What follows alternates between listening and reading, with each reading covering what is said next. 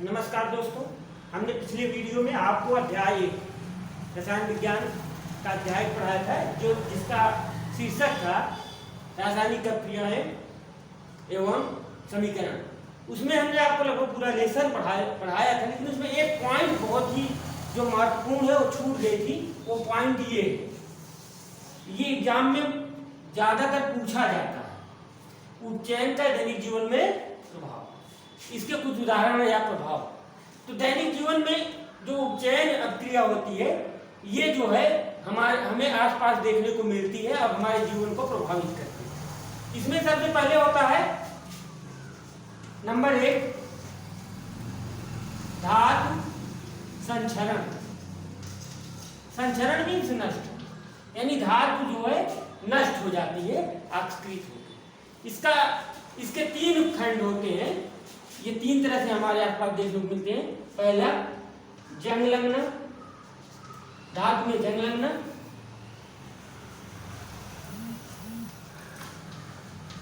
जितनी भी लोहे से बनी हुई चीजें होती है, यदि पेंट न किया गया हो तो उस जो है बरसात के मौसम में जब जो है जो नमी पाती है, नमी से ऑक्सीजन सोख के उस पर जो है एक लाल रंग की परत बन जाती है, जिसको रेड ऑक्साइड बेरियम ऑक्साइड कहते हैं।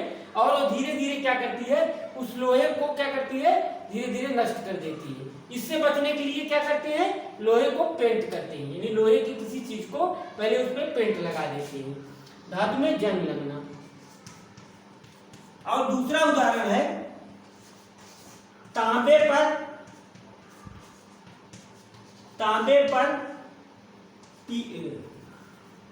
हरी परत जमना। हरी परत जमना, ये सेकंड मोस्ट है। इसमें क्या होता है, तांबा आपने देखा होगा, इसमें अगर पानी पड़ जाए, तांबे पर पानी पड़ जाए या कि बरसात में खुला हुआ तांबे रखा रहे, तो उसमें क्या होता है, हरे हरे रंग का एक जो है परत बन जाती है। ये भी एक तरह का संक्षारण है। ठीक। अब तीसरा आपके दैनिक जीवन में जिसका उपयोग होता है, दैनिक जीवन में देखने को मिलता है, वो है चांदी। चांदी पर काली परत बनना। चांदी का कोई आभूषण रहता है तो अधिक दिन तक उसको अगर जो है नमी में रखा जाए तो धीरे धीरे उस पर जो है काला काला एक परत बन जाती है, यानी क्या होता है, ऑक्सीकृत हो जाता है। और ऑक्सीकरण करना ही, अगर ऑक्सीजन किसी पदार्थ से जुड़ता है तो उसी को उपचयन कहते हैं। यानी उपचयन के कारण ये तीनों जो है अभिक्रियाएं हो जाती है, जिससे उपचयन अभिक्रिया हो जाती है, जिससे कि ये जो है पदार्थ धीरे धीरे एक अन्य पदार्थ के साथ जो है मिलके और वो पदार्थ धीरे धीरे जो नया बनता है वो दूसरे को नुकसान पहुंचा के खत्म कर देता है। ये तीनों चीजें जो है धातु यानी लोहे से बनी हुई चीजों को पे जो जंग लगता है, ये भी धातु के लिए नुकसानदायक है। इससे बचने के लिए पेंट किया जाता है। तांबे पर जो है हरी परत बन जाती है, चांदी पर काली परत बन जाती है। धातु संचरण। अब इसके बाद जो लास्ट है वो एक सबसे इंपॉर्टेंट और थी, जो हमारे दैनिक जीवन में हमारी दिनचर्या में रोज दिखाई पड़ती है, वो उपचयन की हुआ घटना। तो है नंबर 2 विक्रगंधिता। विक्रगंधिता जैसे इसके नाम से ही पता है, विक्र माने खराब, यानी गंधिता माने खराब, दुर्गंध, यानी एक तरह से। इसे ज्यादातर भोजन के साथ पाई जाती है। यदि भोजन जो है पकाया जाता है, पकाने के बाद उसको ज्यादा देर तक रख दिया जाए, वातावरण से वो ऑक्सीजन के साथ क्रिया करके उसका जो है स्वाद और रंग बदल जाता है। स्वाद और रंग बदल जाता है। तो इससे क्या होता है, इसको कहते हैं विक्रगंधिता। जैसे मान लीजिए कोई आप खाने वाले पदार्थ होता है, तो उसको जब आप सुबह खाना बनाया जाता है, उसके बाद वहीं रख देते हैं। खाना खाने के बाद जो मान लीजिए जो बचा रख दिए हो, लेकिन शाम होते होते वो ऑक्सीजन सोख के धीरे धीरे क्या हो जाता है, ऑक्सीजन सोख के वो ऑक्सीकृत हो जाता है और नए रूप में चला जाता है, जिससे हमारे खाने का स्वाद और क्या कहते हैं रंग बदल जाता है। तो अब इसके बाद विक्रगंधिता का ये उदाहरण है। लेकिन अब विक्रगंधिता को रोकने के लिए क्या किया जाता है, विक्रगंधिता का सीधा सीधा प्रभाव ताप से जुड़ा हुआ है। यानी अगर ताप कम कर दिया जाए तो विक्रगंधिता की क्रिया स्लो हो जाती है, धीमी हो जाती है, मंद हो जाती है। होता क्या है, आप किसी भी खाद्य पदार्थ को यदि फ्रीज में डाल दें तो जो है उसको खराब होने में ज्यादा समय लगता है, उसको हम ज्यादा दिन तक इस्तेमाल कर सकते हैं। चलो ठीक है, लेकिन कभी कभी आपके मन में ये प्रश्न में आ रहा होगा कि खाने वाली चीजों को बार बार कहा जा रहा है, लेकिन बहुत सारी खाने वाली चीजें हैं जो हमारे दैनिक जीवन में उपयोग होती हैं, वो भी 2-2, 3-3 महीने तक। जैसे मान लीजिए आपने देखा होगा चिप्स है, कुरकुरे है, इस तरह से तमाम जो है ये जो पदार्थ होते हैं ये 3 महीने 4 महीने तक पैकेट में रखे रहते हैं, उसको खाते हैं, स्वाद वही रहता है। इसके पीछे रीजन जो होता है उसमें जो है यानी चिप्स के पैकेट में नाइट्रोजन गैस, कौन सी गैस?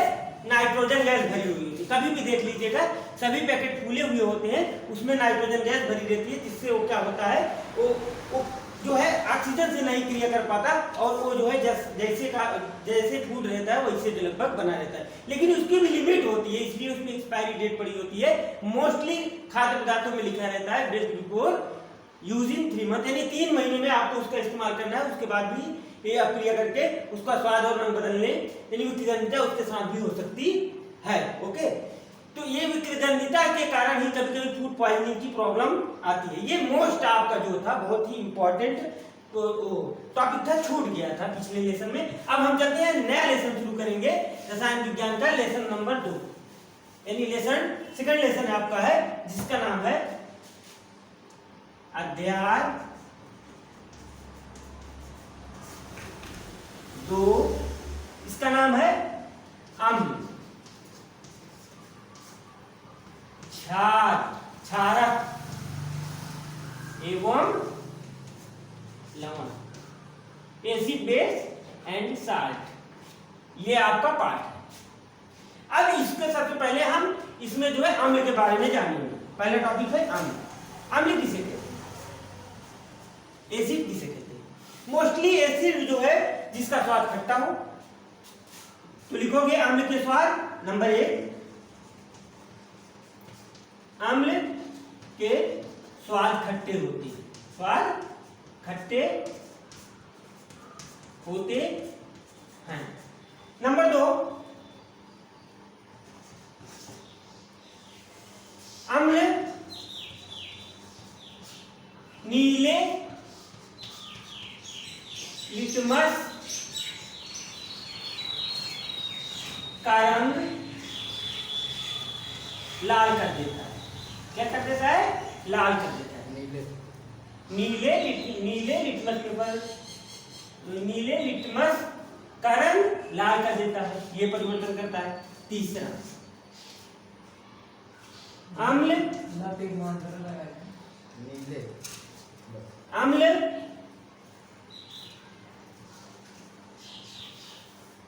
का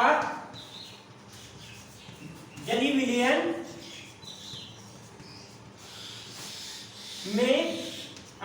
विलयन में H+ आयन बनाता है, हाइड्रोजन धन आयन बनाता है। ये अम्ल के गुण होते हैं। तो अब एक चीज और आपको बता दें, अम्ल 2 प्रकार की होती है। अम्ल कितने प्रकार की होती है? 2 प्रकार की होती है, नंबर 1, नंबर 2। इसको सांद्र कहते हैं, सांद्र अम्ल, इसको तन्य अम्ल, सांद्र अम्ल, तन्य। सांद्र अम्ल इसको कहते हैं कॉन्संट्रेट एसिड, इसको कहते हैं डाइल्यूट एसिड। कॉन्संट्रेट एसिड में क्या होता है? वे अम्ल जिसमें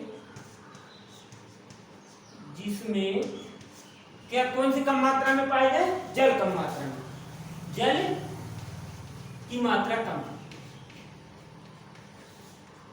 जल की मात्रा कम हो उसे क्या कहते हैं? सांद्र।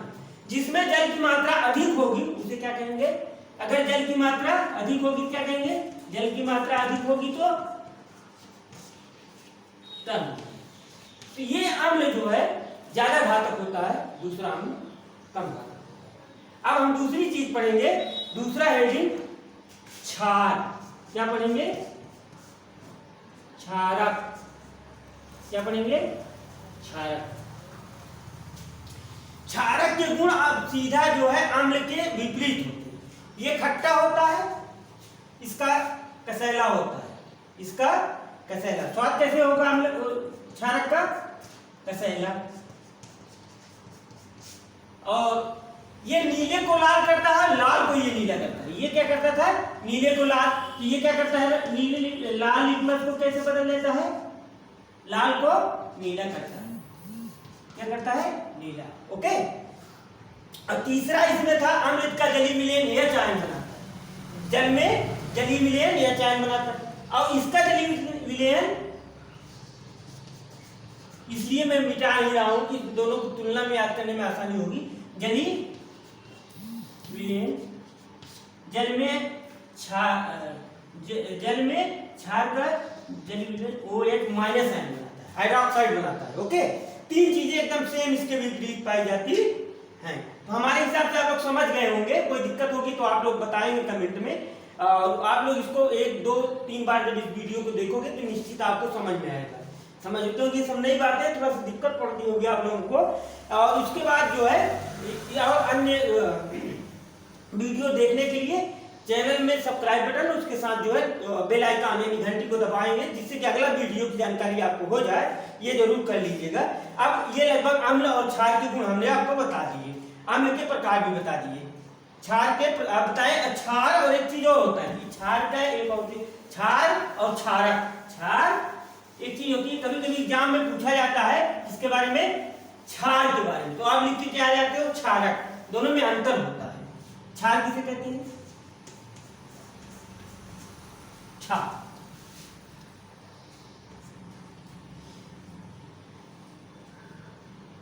क्षार किसे कहते हैं? क्षार उसे कहते हैं जो कि जल में सरलतम या आसानी से घुल जाए, आसानी से घुल जाए। यानी जो क्षार आसानी से घुल जाता है जल में, वो जो क्षारक आसानी, वे क्षारक जो जल में आसानी से घुल जाते हैं उन्हें क्या कहते हैं? क्षार। क्षार जो है क्षारक होता है, लेकिन क्षारक क्षार नहीं होती। इतना ध्यान रखना, दोनों में इतना ही अंतर है। जैसे आप इसका उदाहरण ले लीजिए, जो नहाने का साबुन होता है आप लोग लगाते हो, ये NaOH होता है। क्या होता है? NaOH। ये क्या है? ये जल में घुल जाता है आसानी से, इसलिए इसे क्या कहते हैं? क्षार कहते हैं। क्या कहते हैं? क्षार। ओके। तो अब अम्ल के उदाहरण हम भूल गए थे शायद। अम्ल के उदाहरण और उसके जो है उसमें टॉपिक में उसी में लिख देना था, मिटा दिए। आप अम्ल के उदाहरण लिख लीजिए। अम्ल के उदाहरण, अम्ल के उदाहरण कौन कौन से हैं? हाइड्रोक्लोरिक एसिड HCl और नाइट्रिक एसिड HNO3 और acetic acid CH3COOH, CH3COOH। Okay. और ये जो है एक और लिखिए सिट्रिक एसिड, इसको हम ऐसे लिख दे रहे हैं सिट्रिक। ये हमारे दैनिक जीवन में आसानी से लिखते हैं citric acid. Citric acid means होता है नींबू का रस। यानी नींबू के रस में जो पाया जाता है उसको सिट्रिक एसिड कहते हैं। और क्षार के उदाहरण, क्षारक के उदाहरण कौन कौन से हैं? के उदाहरण sodium hydroxide NaOH, potassium hydroxide KOH और अमोनियम हाइड्रोक्साइड NH4OH। ये सब क्या है? ये क्षारक है। क्या है? क्षारक। ओके। अब इसके बाद हम पढ़ेंगे, अब इसको कैसे पता करेंगे कोई भी विलयन है या कोई पदार्थ है जो क्षार है कि क्षारक। इसके लिए एक नियम होता है जिसको क्या कहते हैं? सूचकांक। क्या कहते हैं? सूचक। क्या कहते हैं? सूचक। यानी ये हमको सूचना देता है कि अम्ल है कि क्षार। ओके। सूचक का मतलब क्या होगा? सूचक सूचक दिए गए विलयन के क्षारक या अम्लीय गुण दर्शाते हैं। गुण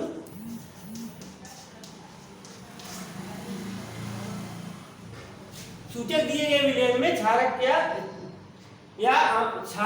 अम्ल, क्षारक क्या, अम्ल, सॉरी, अम्ल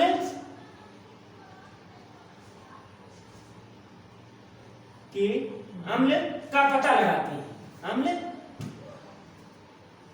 का पता लगा, इसके द्वारा पता लगाया जाता है कि दिया गया पदार्थ है विलयन अम्लीय है या क्षारक क्षारीय है, इसको पता लगाया जाता है। तो इसमें क्या है, जैसे मैंने बताया आपको कि खट्टा, क्योंकि सूचक का पता, जैसे मान लीजिए स्वाद चखने से बहुत सारे विलयन या रासायनिक पदार्थों को चख के या छू के पता लगाना ठीक नहीं होता है, इससे हमें नुकसान पहुंचने के डर होता है, इसलिए सूचक का इस्तेमाल किया जाता है। तो सूचक, ये सूचक कितने प्रकार के होते हैं, सूचक कितने प्रकार के होते हैं, 3 प्रकार के। सूचक के प्रकार, सूचक के प्रकार, सूचक के प्रकार, ये नंबर 1 है, ये 2 है, ये 3। नंबर 1 सूचक क्या है, प्राकृतिक सूचक, प्राकृतिक सूचक। नंबर 2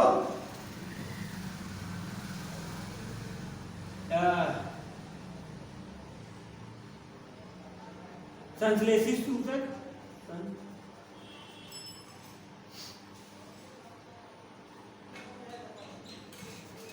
3 या संश्लेषित सूचक, संश्लेषित सूचक। नंबर 3 गंधीय सूचक। अब इसकी हेडिंग डाल के आप लिखोगे तीनों की। प्राकृतिक सूचक वे सूचक जो हमको सीधे पेड़ पौधों से प्राप्त होते हैं। ये किससे प्राप्त होता है, वे सूचक जो पेड़ पौधों से प्राप्त होते हैं, पेड़ पौधों से सीधे प्राप्त होते हैं। ओके। अब कृत्रिम सूचक जिनको प्रयोगशाला में बनाया जाता है, प्रयोगशाला से प्राप्त किया जाता है। गंधीय, जिनके द्वारा गंधीय सूचक के जगह वे सूचक जो कि अम्ल या क्षार के संपर्क में आने पर या तो उसके गंध को बढ़ा देंगे या कम कर देंगे, उसे क्या कहते हैं, गंधीय सूचक। इस प्रकार के सूचक कितने प्रकार के हुए, 3। अब हम पढ़ेंगे सूचक के तीनों प्रकार में, ठीक है। अब ये कौन कौन से हैं, उदाहरण ना। प्राकृतिक सूचक में कौन कौन से है,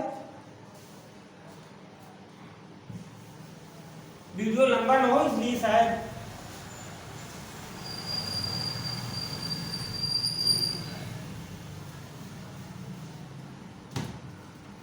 प्राकृतिक सूचक के उदाहरण, प्राकृतिक सूचक के उदाहरण, प्राकृतिक सूचक के कौन कौन से उदाहरण हैं। पहला लिटमस, क्या, लिटमस। दूसरा क्या है, हल्दी, हल्दी आप लोग अच्छे तरीके से जानते होंगे, हल्दी। ओके। तो ये अम्ल के साथ क्या करेगा और क्षार के साथ इसका क्या गुणधर्म होगा, क्या परिवर्तन होगा। ओके। तो लिटमस पेपर जो है क्या करता है, इसको जैसे पहले इसमें लिखे 2 नंबर पे था उसमें, इसको लाल करता है, इसको नीला करता है। ओके। ये क्या करता है, ये तो पीला रहता है, अम्ल की अवस्था में अम्ल के साथ ये क्या रहता है, पीला रहता है। लेकिन हल्दी जब जो है क्षारीय अवस्था में जाती है तो लाल हो जाता है, क्या हो जाता है। अब इसका आप दैनिक जीवन में उपयोग आप देखे होंगे, आपके कपड़े पे या खाते समय सब्जी गिर जाए या कि कपड़े पे किसी तरह से हल्दी लग जाए, आप उसको फिर धुलिए, धुलने के बाद उसका रंग किस रंग का हो जाएगा, क्योंकि धोने वाला जो साबुन होगा संपर्क में आएगा, क्षार होगा, क्षार के संपर्क में आने पर ये क्या हो जाएगा, हल्दी का रंग लाल हो जाएगा। यानी उसने सूचना दे दी कि जो जिस आप पदार्थ से हमारे साथ इस्तेमाल किए, यानी कपड़े के साथ इस्तेमाल किए, वो क्षार है। ओके। तो ये हो गए प्राकृतिक सूचक। अब आते हैं कृत्रिम सूचक। कृत्रिम सूचक के उदाहरण, कृत्रिम सूचक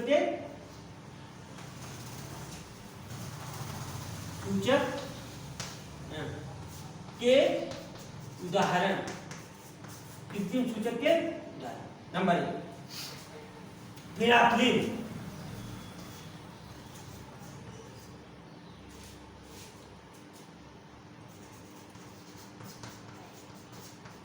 नंबर 2 मेथिल ऑरेंज,